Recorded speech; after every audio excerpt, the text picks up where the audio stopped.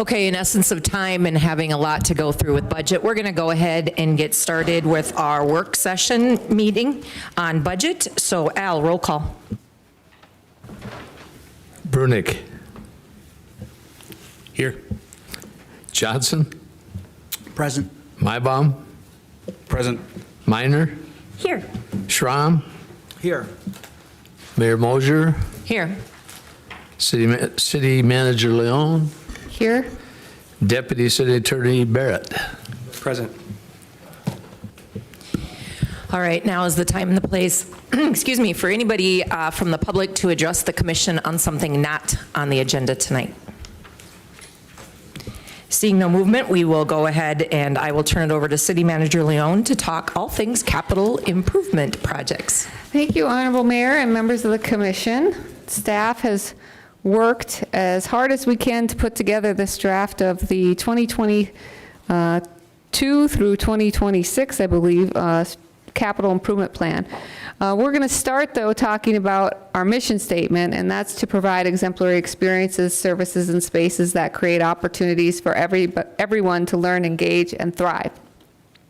Also, I want to just mention that this budget, and as we move forward in the budget process, is aimed at reflecting our values and the trends that are driving our decisions. So transparency, especially fiscal stewardship, collaboration, future focused. So all those things come into play when we're talking about development of the budget. Also, you'll hear us talk this year more than ever about managing expectations and human capital, infrastructure, and some of the resources that we have and don't have to have our capital plan come together. So I wanted just to bring that forward so you can take a look at that. Also, later this evening, I'm going to talk a little bit about sales tax numbers that just came in. Sales tax numbers are positive. However, if you've been watching any national news or any local news, you also know that inflation is also positive. So, you know, being mindful that when we think about the rate of inflation and the rate of sales tax, that those things may not, it may look like we're moving ahead when we may be moving backwards in some regard. So I just want to keep that in people's mind. We're early in the summer, so early in tourism season, early in our high sales tax revenue months, but I just want to bring that forward so folks are thinking about it. June is always really too early to fully understand the picture of where we're going to fall at the end of the year, and you all know that because you've been through a budget process before. Only part of our revenues in, construction season just started, tourism season just started, but this year is even more uncertain than we've been in the past due to things like inflation and supply chain. We don't know if some of the things that we plan to buy or projects that we are planning are going to arrive if we order them or if we're going to get bids on them. So everyone's going through that right now. Also, something that changes the game is the federal funding, and while we've been really lucky with federal funding, we also know there's a lot of rules associated and we're going to have to play by them, and we don't know what all the rules are. So imagine you go out on the field and you don't know what game you're playing, but you're, you know, you're on the lineup and you're a starter. That's kind of how we feel. We're confident in what we've done with the CARES Act and ARP funds so far, but we have to, you know, adjust our sails as we learn more about utilizing those funds. So that could impact our decision making here. And then, as I mentioned before, I don't know if we're going to have any economic instability or not. You hear people talking about recession. I don't have that crystal ball, so I can't see into the future, but I'm guessing that the future is going to be different than it is today. So I think more than ever you're going to see this change, and it's going to be even more of a fluid and malleable document than it has been before. And it is just a budget. I try to remind folks of that. We try to be stewards of the public's dollars just like our own. We have a good plan, but we know things come up, and we know there's some things that we have to buy that we didn't anticipate, and things that we can move off into the future because they're still operating or still working. So this is the things and stuff meeting for those people that might not remember or might be listening on YouTube or watching on YouTube. So the capital is not, we're not talking about wages or insurance or what our electric bill is going to be. We're talking about projects and equipment and things that we're going to buy to complete our work. So of course, the conversations bleed into each other quite a bit, but this evening we're primarily talking about the things and stuff we're going to buy. I'm not going to go through line by line by line of the capital improvement plan unless somebody has an aching need to do that. We can do that, but what I plan to do tonight is to kind of go through some highlights that I think are important and get some feedback from you. I know we have some folks that are especially interested in listening about some things that are happening in the Parks Department, so I'm going to kind of take that first, so they're not waiting and sitting through. And then we'll go through some other things and have an opportunity to talk about the other departments as well. For you to think about, we're going to visit this evening till 7, and then we'll have our regular business meeting. If you want to continue this after 7, if we're not finished or you don't feel satisfied with what you've heard or asked, we can do that. Option 2 is we have a budget meeting set for tomorrow at 5:30 if you prefer to carry on the conversation then. I also put a work session on the 27th of June if you'd rather take a break and come back in June, so later in June. So I do need some feedback if we don't finish this evening on when it is that you want to reconvene. So keep that in the back of your mind too. We are going to talk a little bit about wastewater, but we talked about wastewater and the capital involved in that pretty extensively. So I don't want to gloss over the fact that that's going to be where we're sinking most of our capital improvements dollars into. But we have talked about it, and I haven't heard a lot of questions yet from the commissioners or from the public regarding that. We're going to talk about the rates later this evening, so we can talk about it in our regular business meeting too, but we're welcome to talk about it. I just feel like since we spent an hour on it earlier, I guess it was late last month, and all of you were present, that we probably don't need to spend a long time talking about the wastewater project. I have a couple things to ask you about, getting some direction on. One is on the Huther Aquatics facility, and then we have 2 new TIDs to talk about. I'd like to make sure we have some time to talk about the TIDs and get a little direction on the financing. We do have a recommendation for you, but you know, it's your capital improvement plan. So if you think that we're going in the wrong direction and you want to steer us another way, please let us know.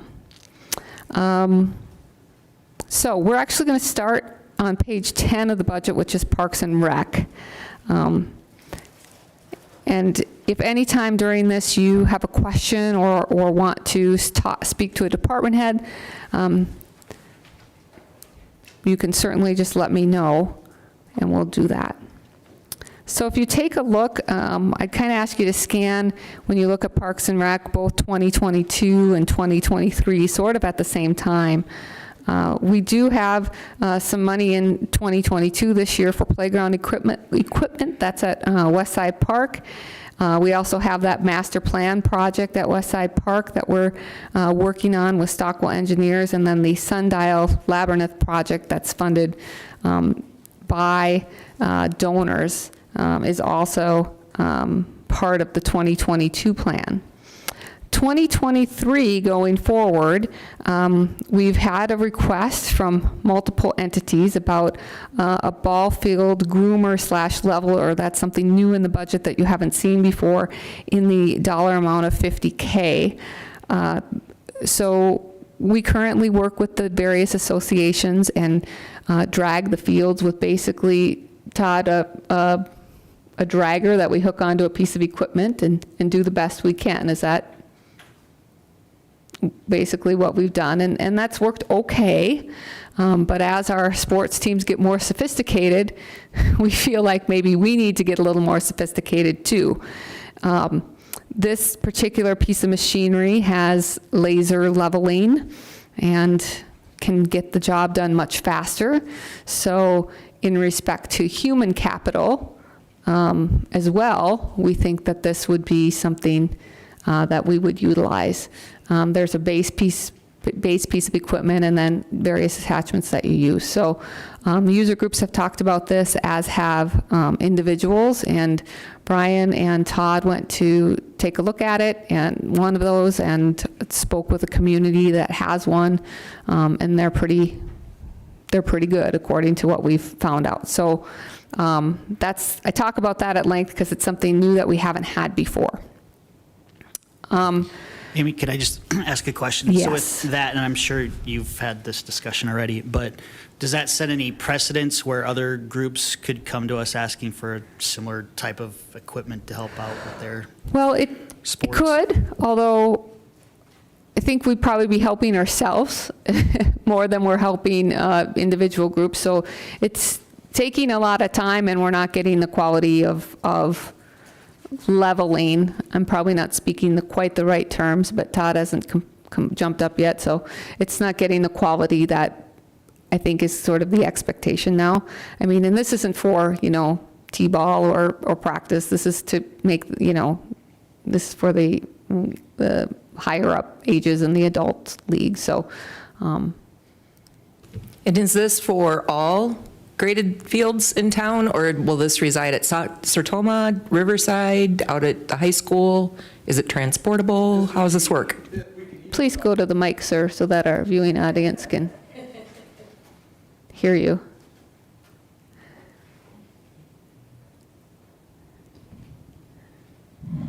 Good. Yep. So it'll be just like the three-wheeled unit that we have currently. We'll have to haul it around town to get it to all the fields. It resides currently, what we have resides at the park shop. So we move it around to get to all the AgriLine fields, which would be Riverside softball, the 4 south fields at Sertoma, and the 2 at the Summit Activity Center. So what, Commissioner Maibaum knows this because he helped us out, but so maybe some of the other commissioners don't know. What we've tried to do and haven't been successful at is, when we get that window of weather that breaks where we can start working the fields, we've had basically salaried and hourly overtime on weekends, plus whoever's willing to volunteer, kind of come together to scramble to get ready. This year we had winter, summer, spring, and now summer again. So we if weather works out fine, we have a little more time. This year, I don't think we, and not by any fault of the teams or the staff or anything, we just didn't have as much time, and we don't have the help that we used to have either to work the field. So, and all of these things, if you think about them and you think later on, oh, I don't know about that, or I have more questions, we're happy to talk a little bit more about them. Also, in next year's budget is $120,000 for turf. That would be for the softball field at Riverside Park, so infield turfing. We are going to look for partners on that. Currently, we don't have any, but we are going to look for partners on that. Todd and I are meeting with some user groups tomorrow and talking a little bit about that. So really what we're trying to do is extend playtime and extend the opportunity for people to play. And also, when things are turf, there's a little less maintenance for us, true. But we know from experience on the other field and on Crane Youngworth, once you turf something, it gets a lot more use. So I don't want to pitch this to you as a cost savings for the Parks Department, but I think a quality of life and part of our decision that we had to chip away at that long-term improvement plan for the various sports users. Once we completed the Huther Family Aquatic Center, we want to start turning our attention to the other parks and recreation facilities that we have in the community. So hopefully we can find some partnerships on that as well. We still have to take care of the things that we have in our parks. You see a roof reshingle in Sertoma. And then also wanted to bring forward pickleball. So everybody knows that pickleball is kind of storming the country and certainly storming Yankton. Todd and I played against their friend Marilyn and Teresa McDermott, and Todd and I need a little more practice. We did pretty well, but I can't compete with her serve. So we have a lot of opportunity in City Hall for folks to play indoor pickleball. What we don't have is outdoor pickleball opportunity. And so the pickleballers have gotten together, and they're willing to help us out with this. We budgeted $50,000 to resurface the tennis courts and make that conversion into pickleball. And pickleball is willing to do some fundraising and help us with that in the amount of $15,000 to $20,000, whatever they're able to put together as a group. And so that's in the budget as well. We have talked to a lot of the users, tennis users, because, we're not building something new, we're replacing something with something else. And so in talking with the school in Mount Marty, they felt that, and then just other tennis players in town, that, they don't, it's not preferred to lose courts, but they understand and they're amenable to that. Mount Marty, in fact, felt that that was a really great change because pickleball tends to be a little more accessible to folks that maybe aren't athletes, professional athletes. Now, I got to be careful here because I found out it's athletic. Pickleball is athletic, but it tends to be something, that's more maybe all ages or the whole family can play. Whereas, some of the sports facilities that they have are geared primarily towards their sporting teams, or organized sports. So Amy, on page 11 here, where you're talking about the West Side Park tennis courts conversion, that's $50,000 for next year. On the previous page, we have tennis court resurfacing, that's $48,000 for next year. So which courts are those? I believe that's Memorial Park. The $48,000 is the Memorial Park court, resurfacing them for tennis, though, just maintenance of resurfacing. Didn't we just spend like 60 grand on those courts 2 years ago? Probably would have been 5 or 6 years ago. We got about a 7-year rotation, and we monitor the courts. So the SAC, we try to do in off years when we're not doing the memorial courts.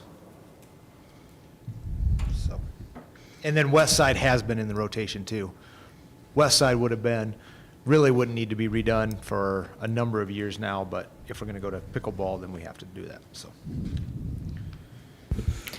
I too have played Marilyn in pickleball, and she's very patient with people. So if you do want to learn, she'd be a good one to get in touch with. She's very patient, but I'm excited to see that while it might take some other tennis courts offline, that we're looking at another large growing population in the sports industry.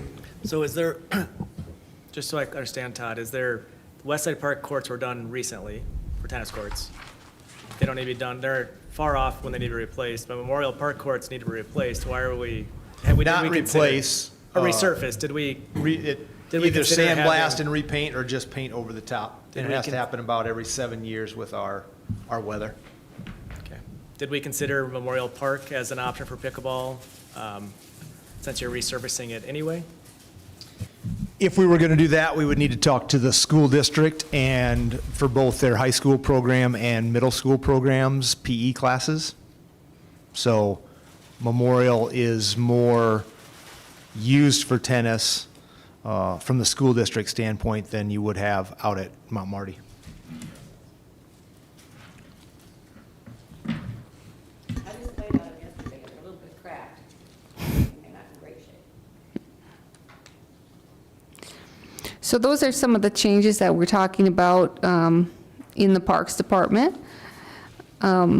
I'd like to talk with you and get your feedback a little bit on the Huther Family Aquatic Center. We're not ready to close that project out yet. There's still some things that we're finalizing and some things that we made some additions to after learning about the facility a little more. And so that'll come forward to you.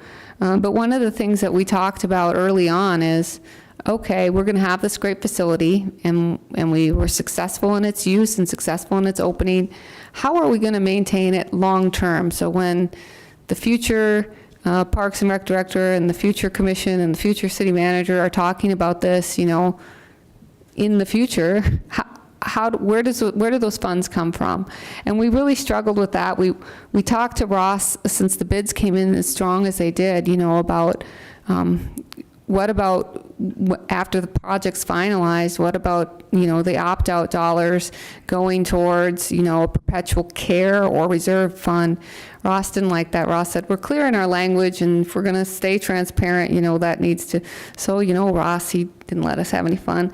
But so then we talked about, well, we had a lot of money donated toward the project. And then Todd and I went back and we kind of looked at it and talked about it. And I said, yeah, but we told people's dollars was going for construction. That's what we told the people who donated. So what I wanted to ask you as city commissioners, for those of you who were on the board at the time, you'll recall that the city took $2 million out of capital and put towards construction as a sort of a boost to the match of what the public was fundraising, or Dive in Yankton was fundraising. So we think we're going to be comfortable enough with where the project's going to end up to ask you if you're interested in putting that $2 million in a capital reserve, so that you or future commissioners have a little bit of play when it comes to, oh, the slide broke, or, oh, we need a new whatever, or we need this pump and it's May and we didn't budget for it and we're not in a grant cycle. We know that's going to happen. I don't know if aquatic centers are like refrigerators, but my parents' house, the refrigerator they won at a home show in 1972 still works in the garage, but the one in the house has been replaced 4 times.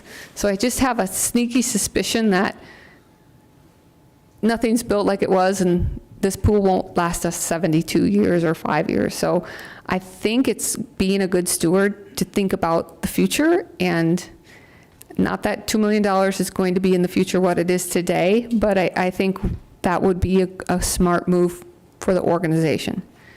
Throwing it out there to you to see what your thoughts are.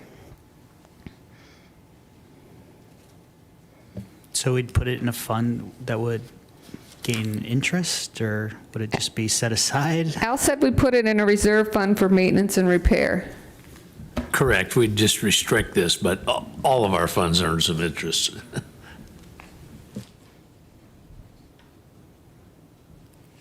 So thoughts, concerns? 2 million, I guess I can understand the correlation, obviously, having it, be the dollar amount that was transferred. It does seem awfully high. I'm not sure it's necessary that we stick with 2 million, especially at the outset. That's where my head is at.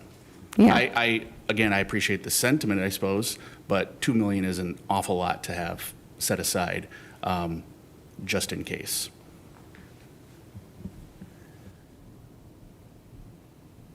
How did the facility weather the winter? Is everything? I think well for the most part. We have a few things that we want to change. Mostly, though, to alert us when something is wrong, so alarms, things like that. So it went well. We had a pretty mild winter, but they did show us how to winterize and de-winterize, and we followed that very, carefully, of course.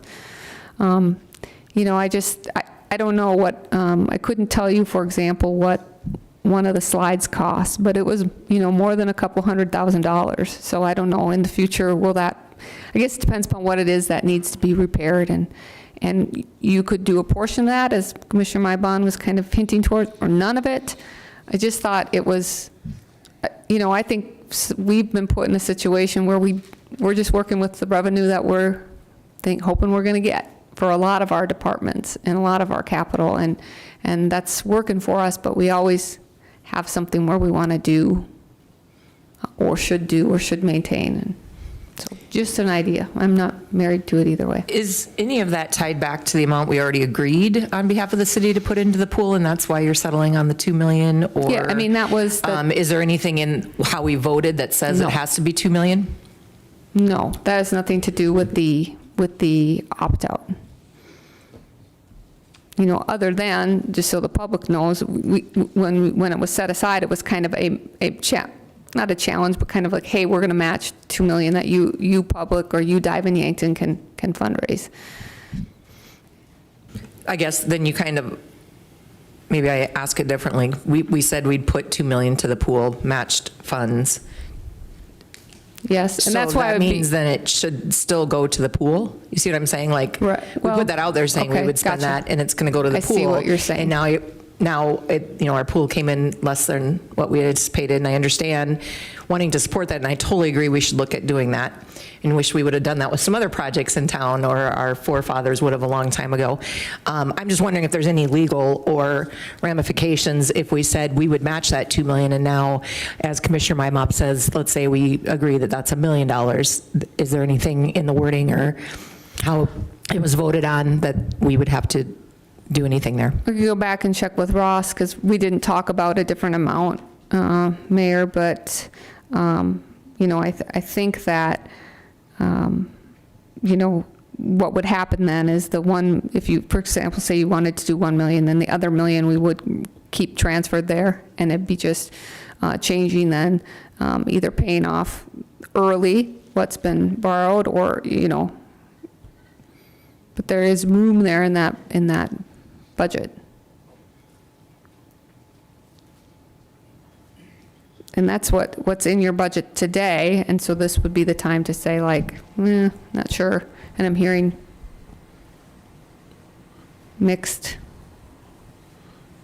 Amy, one other thing that we did talk about too that you may want to share with the commission is the fact that the annual revenue from the opt-out isn't enough for the debt service. So we'll have on an annual basis a shortfall between what we bring in from the opt-out and what the debt service, the cost is for the debt service. And in a good year, that's, we can swing that okay, and in harder years, that's an option for something that's reserved. Do you remember what that difference is? I want to say 70? It's approximately 57,000. 57. Yep. We're thinking another 70, yeah, 57. And that's based on through December 31st, 2021? I'm not sure what you're asking. That's an annual amount that when the citizens voted, they voted on a dollar amount for an opt-out. So that's set. You can go lower, you can't go higher unless you pass more of an opt-out. And the opt-out is again, it's a dollar amount. It has nothing to do with valuations or mill levies or anything like that. It's a dollar amount, and then they turn around and use math, of course, to figure out what the extra mill levy is for the opt-out, and that's annual, the mill levy, but the dollar amount is the same every year. I feel like I'm losing you here. Anybody else need more clarification? I guess I'm trying to wrap my head around it. I guess I would think that if we have a debt a debt here, it'd be good stewards to put that money towards our debt. I don't know. If we have $2 million and we could reduce the amount of the loan, basically, pay that off faster, or? There's probably an early call date where you could pay down some. There's usually, and these were private.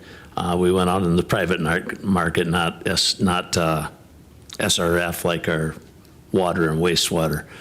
And I'd have to look into that. So yeah, I'm sure there's a way at some point in time that you could pay that debt down a little bit. Correct, yep. And this is something we can talk about tomorrow if you'd like, or later this evening, or in a work session setting if you want to hold one, if you're not entirely sure, and we can get you sort of a spreadsheet breaking everything down. We're not trying to confuse you, we're just trying to we're trying to look further ahead for what we know is coming.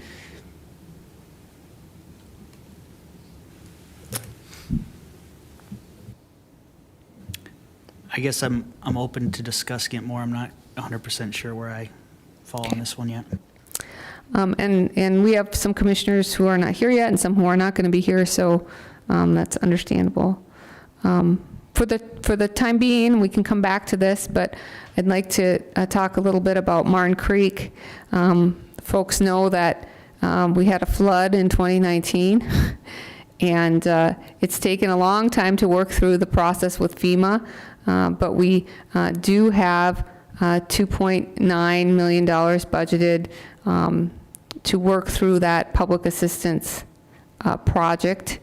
And the public assistance project is 75% FEMA, 10% state, and then 15% city. So we'll be working through that project even yet late this year into next year. So that's that south stretch of Martin Creek that we so desperately need to get looking how we want it. As we continue on talking about the bridge and streets, Cedar Street Bridge is part of our Bridge Improvement Grant program with the state of South Dakota. We do have design and engineering planned in 2023. So for next year, and then we have our repair planned in the out year. You can see that there. Definite project that we want to address.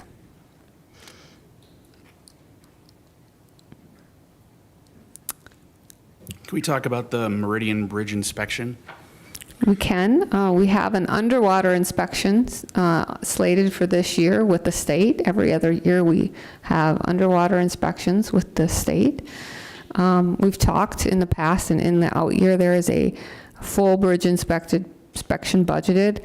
I think is there 600 in there? I'm not looking at that page right now, 600 in an out year.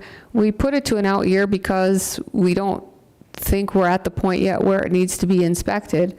We could inspect it, but when it was provided to the city or gifted to the city as a pedestrian bridge, the improvements that were made at that time were made to ensure its usability as a pedestrian bridge for, I think it was 25 years. So we haven't hit that point yet. So we have it out there as a kind of, I call it a floater to keep our eye on and keep your eye on.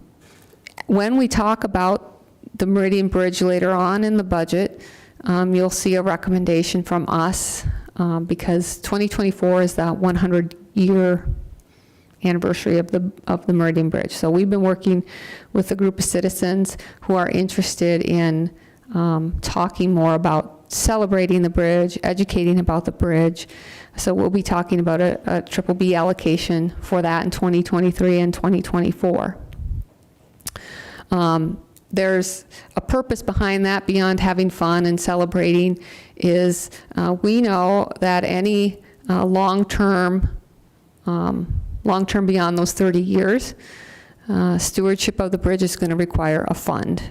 There's no capital, there's not enough capital in the city to expect that we would be able to long-term keep that bridge maintained. I mean, when you're talking 600,000 maybe, and that's an old estimate to inspect it, then we have to talk about repairs, right? And they're going to be huge. When you think about Pine Street Bridge was, I think, $2.6 million to reconstruct. That's just a small, a small local bridge. So we know that there's going to need to be a revenue source, and we want to educate people about that, about the bridge, and start getting people interested to thinking about securing that long-term fund, whatever that might be, revenue source for that. So there are a lot of people interested in that. If the commission so chooses to do an inspection earlier, we can get a different estimate and redirect that. At this point, the staff and I feel that it's too early at this time. What's the year that, I guess, kicked off this, what was it, 30, you said 35-year time frame? We said 25, and I think the year that kicked it off is either 8 or 12. I get that turned around. 12. So 20, 30, 7, but 6, 7. We'll have to plan ahead of that, of course, but unless we see something, of course, we keep, it's not to say that we don't do any inspection. We're doing some small repairs that are more cosmetic on the south side of the bridge. And we have people that look at the bridge. If there's, obviously something that needs to be looked at or evaluated prior to that, we won't just ignore it. But, at this time, that's what makes sense to us. We have had people say, well, let's just paint it, so it just looks better now. Of course, paint was lead-based paint, and there'd be a lot of, that's not a small project. That's a multi-million-dollar project to do. So that's a possibility, but we'd probably want to do that after any upgrades were made. So the Meridian Bridge funding plan that we have, listed under longer term, 2 to 5 years on this thing, it's well beyond the 600,000 for the inspection. We're talking about Yes. everything. Oh, yeah. I mean, I think where we need to be is a place where we're have a group of citizens, which we're collecting those people. In fact, we had somebody last week say, hey, I'm willing to, kind of lead and be part of leadership of that citizens group. We have to identify, as the best thing, a business improvement district where, we allocate ongoing funds. Should it be, something like the Historical Society has done with the Mead Building as an ongoing revenue source? There won't be any one-time opt-out. We can do probably big enough or one-year funding allocation that we have, even if we did nothing else, that I think is going to be enough of a dollar amount to take care of that bridge. But I feel like we committed to that, and it's become a popular amenity in our community, so we need to have a strategy that secures a revenue source for it. And of course, that's my opinion. The commission can tell me I'm going the wrong way. I just think we're just going to need, annual money coming in to take care of that. And I know part of the discussions you've been having is the 100-year anniversary of the bridge being built is coming up. So I think that'll be a good launching pad for this community discussion that we obviously need to have. Yeah, I mean, this is a, we also need, all of us in this room need citizens to help us with that, because there's a lot of education that needs to go into that. And a lot of people don't know its history and know its I think, potential and uniqueness and the way it's branded our community. And so I think that we do need a larger group other than the group that's here today, and we need folks in your chairs tomorrow that feel the same way. So that's in the strategic plan, talking about a funding source, revenue source. Is not saying that it won't be supplemented by the city. It probably will be, but we really need a lion's share of it to come from somewhere else if we're going to continue to operate or maintain as we have with our current infrastructure and capital. For what it's worth, so our existing bid board, I guess it's bid board number 1, it's about 140, 150,000 that generates every year into their own fund. Is that right, Al? Somewhere in there? I think that's close. I'd have to go back and look at it, but I think that's relatively close to where it is. Dwayne, you have that figure then? I'm just trying to gauge expectations, I suppose, and I don't know how close you could relate the two, but let's say if a Meridian District bid board were to come together and decide that they're going to put in place some kind of added tax for shopping downtown. I don't know what the expectations would be there. If it would even get close to $150,000 a year that they could generate or more. Nothing to say that whatever they could generate, the city couldn't try and come together and match those funds. But if we were to just use the existing bid board as an example, it'd take many years to get even close to not only covering the cost of an inspection, but who knows, $10, $15 million worth of repairs. What I'd be curious about, I guess maybe even going back to the Huther Family Aquatics facility conversation, if we are going to be setting up an account that we can set funds aside for particular purposes, it'd be great to, in the near future, we get to the point where we have this inspection, 600,000. If we have monies that have been set aside for, let's say, the bridge, and the inspection turns out way better than expected, we get this extended life of the bridge before we'd have to put too much towards it, then perhaps we can use funds that have been put towards the bridge for potential issues that may have cropped up at the Huther Family Aquatics facility. Maybe those two entities here in town can actually, play with each other, I suppose, as part of a fund's purpose. But again, I don't know what to expect from a bid that I'm just imagining in the Meridian District and what that can actually generate on an annual basis, especially if it's a similar model to the hotels and what they do for us. And it might be a combination, a sort of attack on it. I see a lot of value in working through the certified local government with the county and talking to those folks interested in the historic properties in our community, bridge being one of them, I think one of the most historical. I don't know, folks might know Lois Farrell. She and I have had a lot of conversations about that. Once you're connected with the CLG, they have a lot of access to grant dollars that are, larger than what maybe the local state historic preservation groups can offer. And but you have to be tied to that certified local government, which the Historical Society is through the Mead Building. And I know a lot of those folks have similar interest as well. So I have some experience working in that through that from a previous life, and think there's some value there as well. So I don't necessarily know that it's going to be a one-armed octopus. I don't think it probably can be when we're looking at the size of what's going to be needed for capital there. But also I want to hear what the community thinks the best strategy is.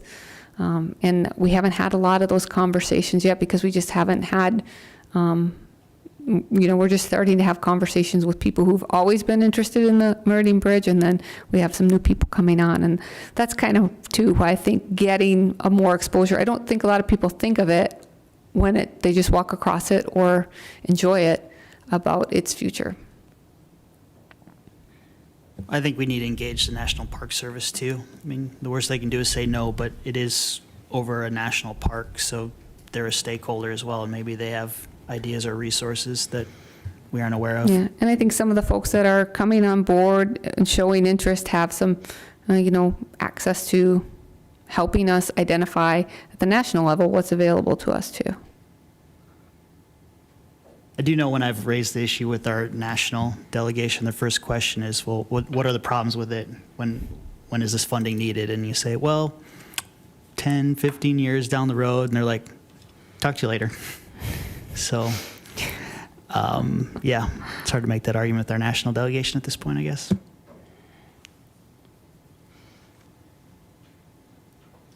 $2019 was 152,148, so about 150-ish. The other thing about a bid is, as you probably know, Commissioner Maibaum, but some folks in the audience might not know, is they can go into debt, so they can borrow, and so can we. But as you've looked at the capital improvement plan, there's stuff that we've been saying we're going to do for 5 years, and we're moving it because there's other things that people are interested in, or we have a partner, so it makes sense to do a project. And we're just always kind of trying to keep our head above water when it comes to taking care of our stuff. So that's kind of where those ideas are coming from, to find that revenue source.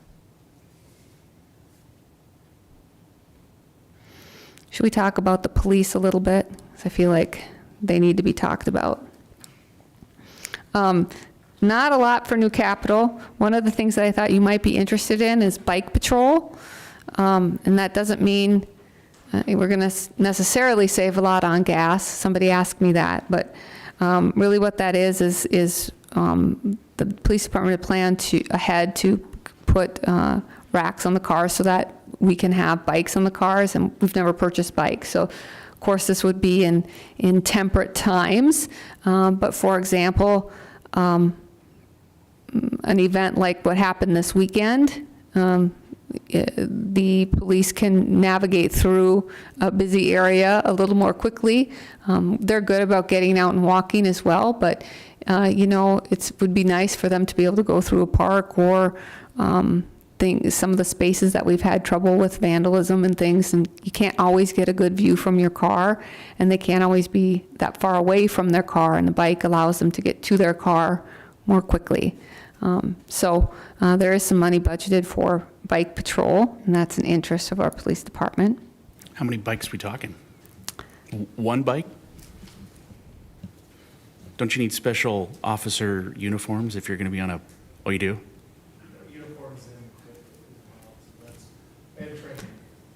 You have to go to the mic if you're going to talk a lot about it.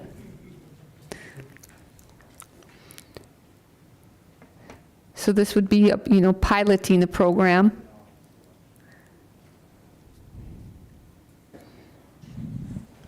So yeah, the dollar amount is for one bike, but there's special training that officers would have to go to, and the plan would be to send one person to become an instructor who would then come back and train the other officers how to utilize the bike. And it's not just a regular bike, it's an e-bike, because they help you get places a little faster, especially when you're dealing with the hills and stuff of Yankton. So, and then also the equipment for the officers that are involved, special bike shorts, helmets, gloves, things like that.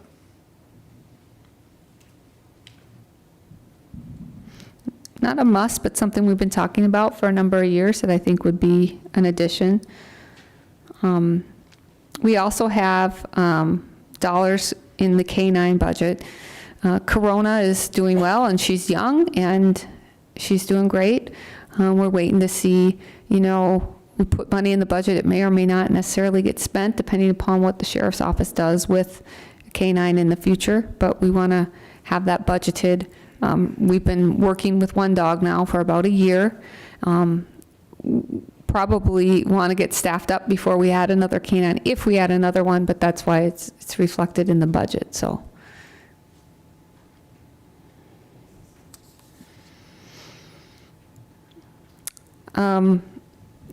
Quick question.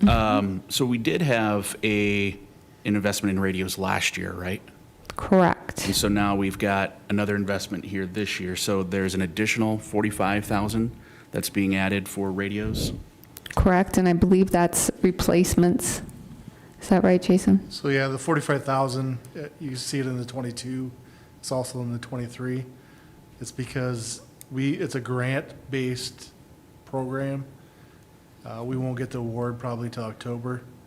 We don't get reimbursed until we spend the money, so we won't spend the money until 2023.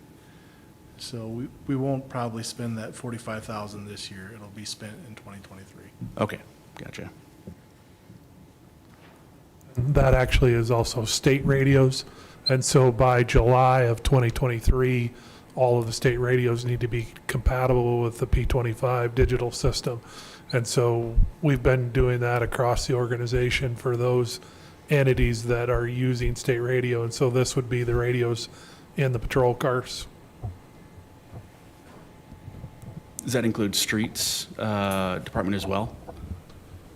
Getting No, their but- radios?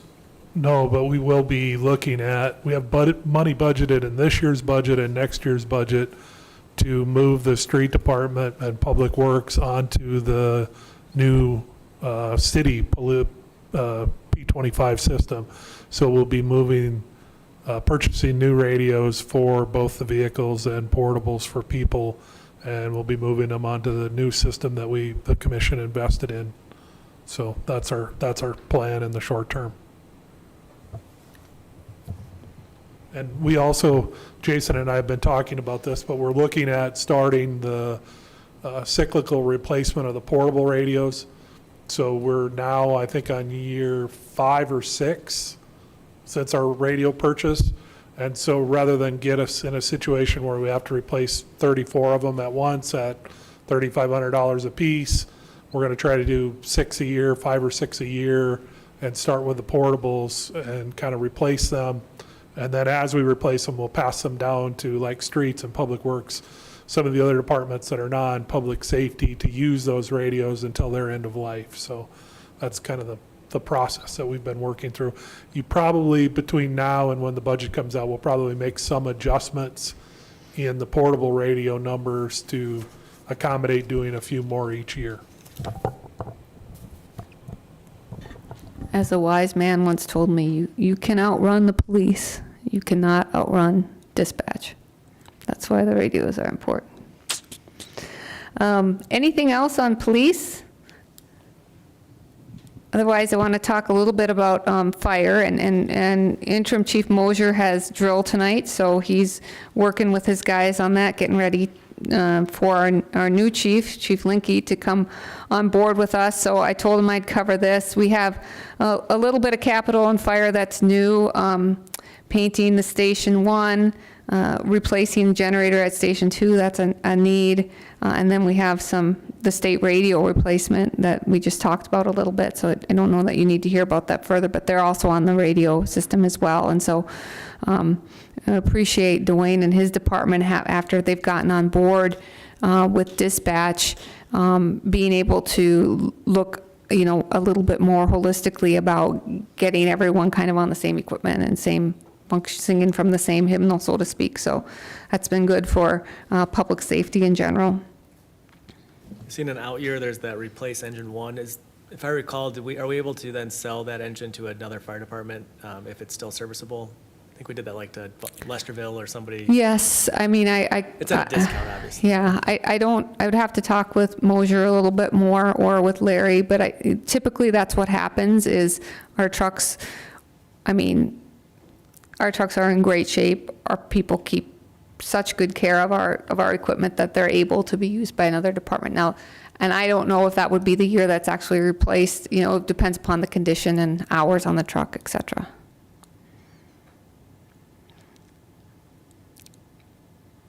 The outdoor shelter got pushed out? It did. We pushed it. We keep pushing it a bit. It's not a need it's a desire and something something of interest for the volunteers. I think we pushed it to, what's that? We pushed it to 2020. Yeah, one of the big reasons they looked at pushing it was the increase in the cost of the building materials. It was going to cost about double or triple of what we originally had talked about. So the thought is, if we push it out a little bit, since it isn't a need, that maybe we could, recapture some of that and some cost savings as the pricing kind of settles down. Maybe. Yeah. Well, and the other thing to be in consideration of is I want to talk with our new chief and see where in the priorities all that will fall to. But it isn't, we haven't forgotten about it. It'd be something that the volunteers definitely would enjoy.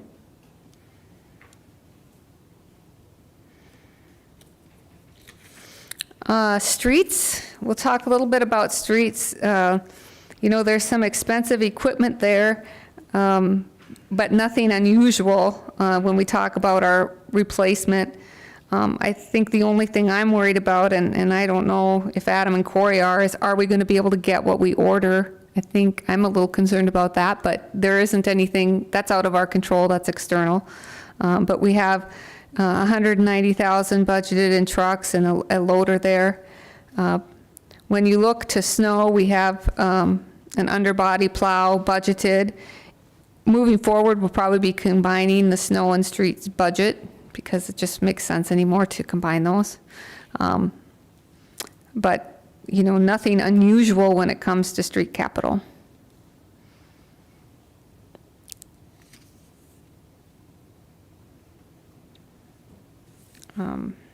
I'll talk a little bit about the airport, not in terms of their regular capital, because there isn't a lot there, but airport projects, we have 1.25 or 1.2 million budgeted for the North Runway project.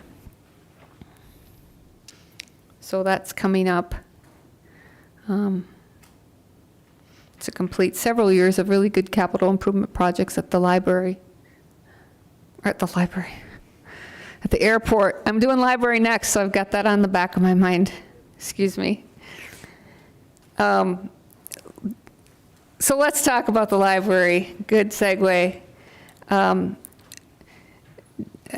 We need to fix the roof, and it needs to be fixed. We can't wait any longer. Greg Homestead said, no more, fix the roof. So we're going to likely split the 175 in 2022, 2023, and you know what the long-term plan for that facility, you know, if you're looking at your strategic plan, is one day in the future we're going to look at what we need to do with that facility, but we own it, whether it stays a library, gets reinvented as a different kind of library, or you know, we sell it or what have you. We got to take care of it in the meantime, so we need to replace that roof. We also haven't totally worked out how we're going to do all this. We need to speak a little more with electricians and some folks on staff, but there's a couple of projects that just need to happen. Phasing in some LED lighting is going to help both the lighting situation in the library, but also with the costs. Smoke detectors, installation of smoke detectors wasn't something that was required when the building was built, but it needs to have them. Wiring and light switches. There's kind of a big lever, but there's not light switches. And I'm not sure, be interesting why that's not the case, but I think that makes sense. And then phasing in at some point duress alarms, as well as we think important in the library in this day and age. So some of those are not high dollar, but Dana usually doesn't spend a lot on capital, so things that you guys should know about.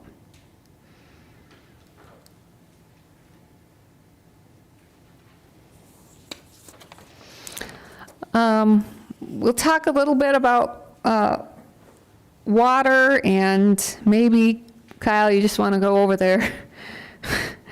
You know, there's a lot of places there where you see us using the SRF, State Revolving Loan Funds, to address various water projects. And we have Cedar at 8th, Douglas at 8th, Walnut at 8th. So a lot of 8th Street improvement there. And I believe that's all Main, correct, Kyle? Correct, that is all water main. And then Douglas Avenue, Levy to 2nd, Elm 20th to 21st, and Locust 15th Street north of the bridge. So you'll see when you get further on in the budget, and as you're at home fascinated by all the things we told you tonight, and you compare, you'll see that, you know, Kyle is in concert with Adam and working on, so we're not redoing water main if we're not redoing a street, or we're not doing a street without looking at water and sewer, et cetera. So we've gotten better over the years about folding those together. Kyle also has about 500, I think 550 in new meters budgeted, so that's being planned as well. Here's a good time to shout out to District 3. While we do spend money for District 3 to have District 3 available to us, I think it's $13,000, somewhere in that neighborhood, maybe 14. They do an awful lot of help, give us an awful lot of help in, you know, acquiring funding, and this year was no different. And you know, all the SRF and grants, and they're an important part of that process for us. So just to say, you're definitely getting, that's not budgeted in capital, our services with District 3, but they've brought millions and millions of dollars of funding to our community and help us with our infrastructure. So Also, UC Bradley, 19th to Karen, I think Valley to Penina, and Valley to Burley in a project in the out year there, and all stuff we need to do, and you'll see similar again reflected in the 506. Any questions about water? You see on your front of your capital improvement plan, Dwayne put the water plant, still really, even though it's a, basic service, it's really a feature. That building's really a feature, and it's really been an addition, I think, to the community. I won't talk a lot about wastewater unless somebody wants to, but you all know that we have the GIS collection study going on, the modeling in this year and next. We have the EDA project going on, so there's our big number, 600 and 622 and 23. But those projects that project's already got a contractor, and we're already, rolling. We have, of course, the wastewater plant improvements, the $3 million in 1 year and then $21 million in consecutive years. So we're talking about those rates tonight for those projects. I'm not going to talk a lot about Gale Drive and 33rd Street TID or utility projects, because we'll talk about them with the TID. But all those things are part of improving our system, and it's going to be an interesting time to do a project like that, but we're ready. We're as ready as we can be, and thanks to your guys' good decision-making and quick decision-making, feel like we're going to be in good position to bid as soon as we can. So pending we have the rates approved, of course.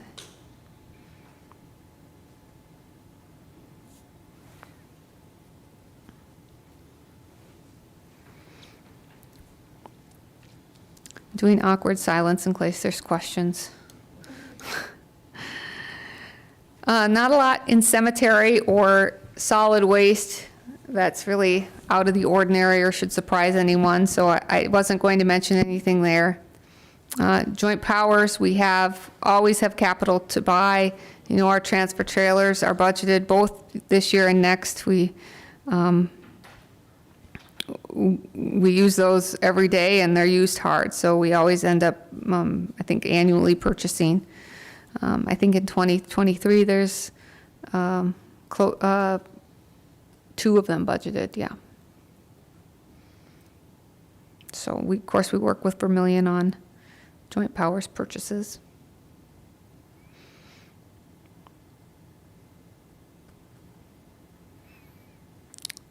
Fox Run, we're talking with Fox Run about the capital they want to do in 2023, so you'll see some changes there probably before we submit the final budget to you. But as you remember, in 2021 and 2022, we asked if we could kind of combine our capital, because the irrigation system, which is something we own, and that's our responsibility, really needs to happen. So in visiting with them this past week, they were given a delivery date, and that's been moved now till September, but they believe that there's still going to be enough good weather to get that project done. Great Life was actually, they awarded the bid for that, so they'll be doing the project as well. So that's our 2022 capital. They are talking about perhaps maybe some club improvements in 2023, but they wanted to talk through that a little bit more internally before they visited with us. We're still on the 50-50 split, correct, Todd, with them on capital?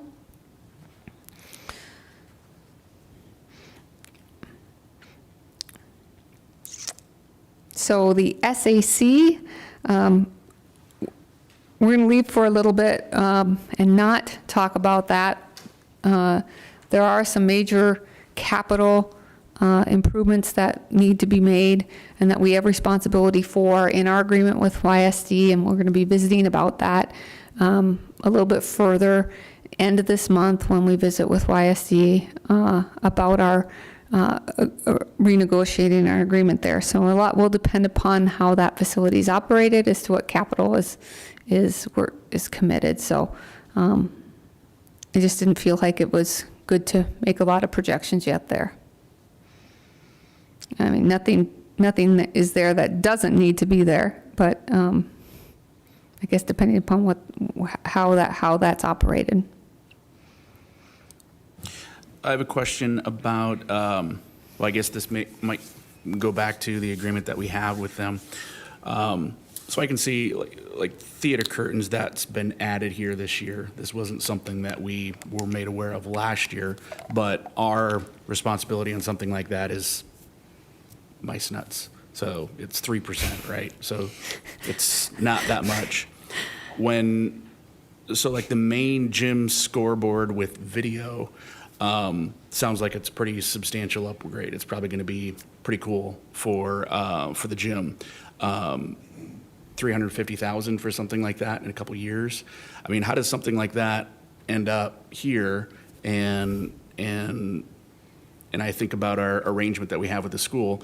Again, it sounds like a pretty substantial upgrade over what's there, and I think we should have some pretty significant say as to whether or not it's important that a substantial upgrade happens, different from, you might say, a direct replacement. Perhaps if, electronics are getting old. You understand where I'm coming from? I understand exactly where you're coming from, and I think that's a very fair comment. I also think that, something, I don't know, I think, like you said, curtains is 3%, something like, but should we look at that as a school and city? We have 25 years of experience now, or what have you. Is that something we really use? Does it make more sense for that to be 100% school and something else, more the onus of the city? And when we talk about capital, what's this, and we should just be discussing all those things a little bit more, and maybe it's time to discuss some of those percentages, et cetera. And I think that's one of the intentions to do that. But yeah, I don't know much about the scoreboard situation, so something we need to talk through with the school.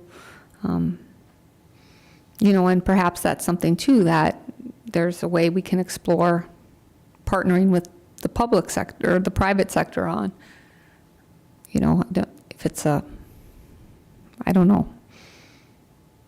I've seen them kind of been sponsored by outside groups in the past when they're as pricey as they get to be now with all the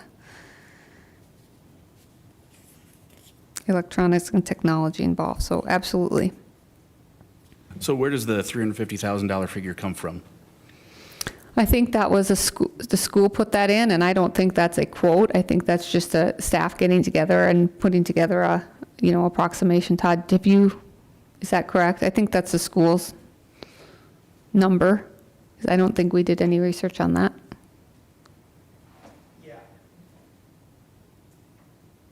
Yeah, Al and I sit down, I think just once a year. I don't think we do it twice. Maybe we even do it twice a year. Spring and fall or whatever it is. We reconcile, so they have their capital improvements planned out for the buildings, and then they reconcile it because, again, their budget is July 1 to June 30th. So we have to, and ours is on the calendar, so we have to drop stuff in. Basically, it's if we have something in the aquatics that we think we need to do, we tell them about it, and they'll figure out where to fit it in. And if they have basically anything else, anywhere else in the building, they tell us about it, and we plop it in. So that's why you see new numbers each year. The theater curtain, I believe, actually has to be flame retardant, however you say that word, and has to be inspected. And I believe the conversation was through the changing of staff that may have not happened. So there comes a time when those curtains have to be replaced. And so that's why all of a sudden it shows up and hadn't been planned for. Scoreboard, I believe, conversation was they have, when you go to the school, the pictures of athletes up and the different sayings. That's their marketing. There's a marketing contract that they've entered in with and sponsorships in the community.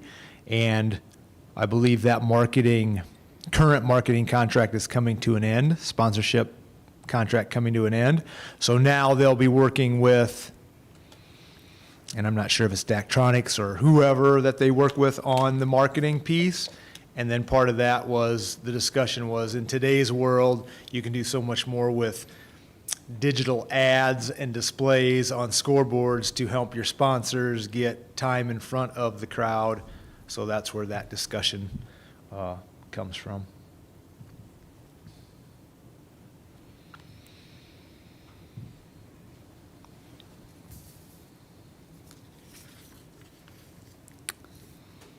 Anything else on that for the moment? That's an area we'll be talking about, I think, throughout the year. I wanted to talk a little bit about the 506. So you guys can see that a lot of the utility projects match up with a lot of the projects in the 506 that we're addressing for with the streets. We have the allocation of things that we spend money on every year, road materials, you know, that chunk there that I believe is in, I don't know what color it's in, I gotta open the page, but, so that's every year an allocation towards those things to do our repairs and maintenance. And then we have specific projects that we talk about as well. So, you see there, I flip my page. 33rd Street, west of Broadway, we're going to talk about that a little more here coming up when we talk about the TIDs. Gale Drive, looks like 15th, the Billbags Road and Allumax, Douglas to Levy, Elm Street, Spruce Street, 3rd, Green to Maple, all projects in the 506 that we're looking at here for the upcoming year. That looks to me like it's like a light blue, that block of things that are sort of annual expenditures. I'm going to talk about the TIDs in a second. So is there anything in the 506 that you want to visit about that it's not associated with the TID or TIDs? Will you be coming back to the 504?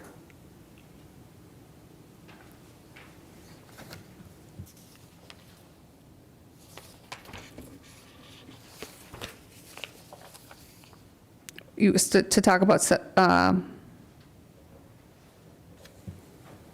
special assessments? Yes. Sure. So I'm just curious about that 15th Street Summit to Dakota. So that got pushed out, and I bring that up because I know on tonight's agenda we're talking about one of the offshoots of, or it actually is Dakota. So that's on our agenda here tonight.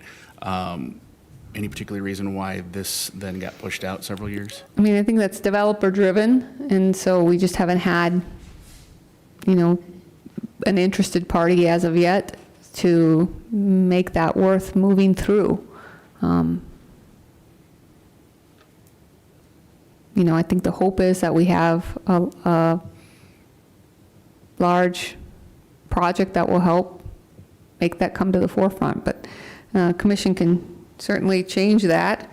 To us, it makes sense as a special assessment project. And we didn't talk about that this year just because we haven't had a lot of movement there, so it could move up. I'm really excited to see another artery right through Yankton. And so the thought of having 15th Street once and for all, basically connecting west of Yankton to east of Yankton. So that's what I was just curious about. So I remember talking about that quite extensively in 13, 14. There was a lot of desire to hopefully see that move through as well. I think it'll happen. I think it's just a matter of time. It's a tricky one because I understand the sewer, the depth of the sewer. Is that correct, Dave and Kyle? It gets expensive really quickly. So developers they're actively telling us, though, they're not interested at this point in time, and it's getting pushed out?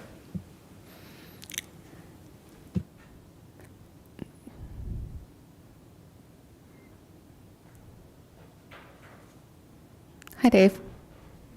Good evening. Yeah, it's the property that's between Jackson and Dakota is owned by 3 different developers / landowners, and it's going to take all of them working together in concert to maximize or optimize whatever occurs on that property. And that relationship hasn't developed to the point where that can happen. The key from a timing standpoint, from our perspective, is to make sure that the adjacent properties carry their fair share of the cost of 15th Street. So if the city gets ahead and the percentages are marginal or don't work, the city's going to end up carrying more than the city's fair share of the cost of the new collector street. And the burden won't be applied equitably as it should to the adjacent property owners as a part of a development proposal. So that's kind of the key to the whole thing happening, is that parcel of ground between Jackson and Dakota on the south side. That's going to be the trigger.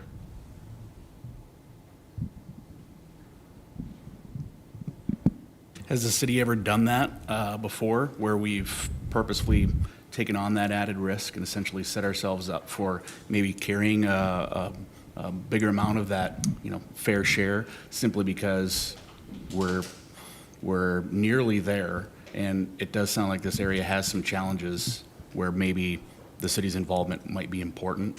That's what happened looking in the past to North Douglas Avenue. And is that a good example? That I would say that's something in my frame of mind. I don't think I would recommend that process occurring in that sequence again. Okay.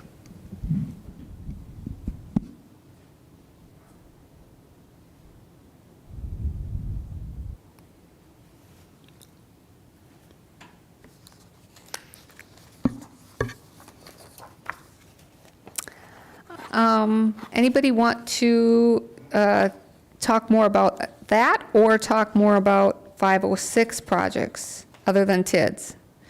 And I think the TID discussion might be a little more than 15 or 12 minutes, Mayor. So if you had anticipated a biological break, I would ask the commission if they want to continue after this meeting tomorrow or on the 27th.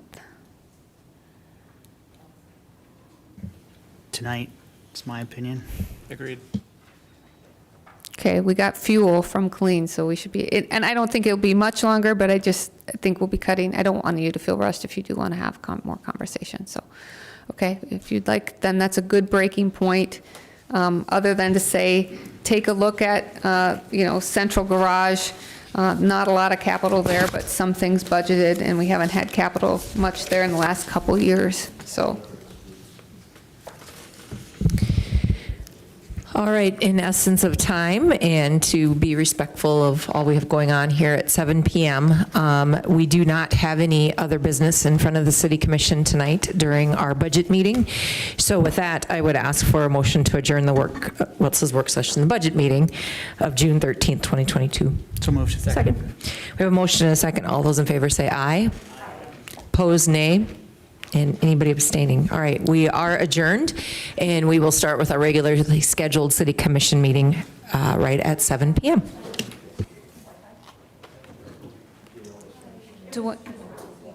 I would think Dwayne would know.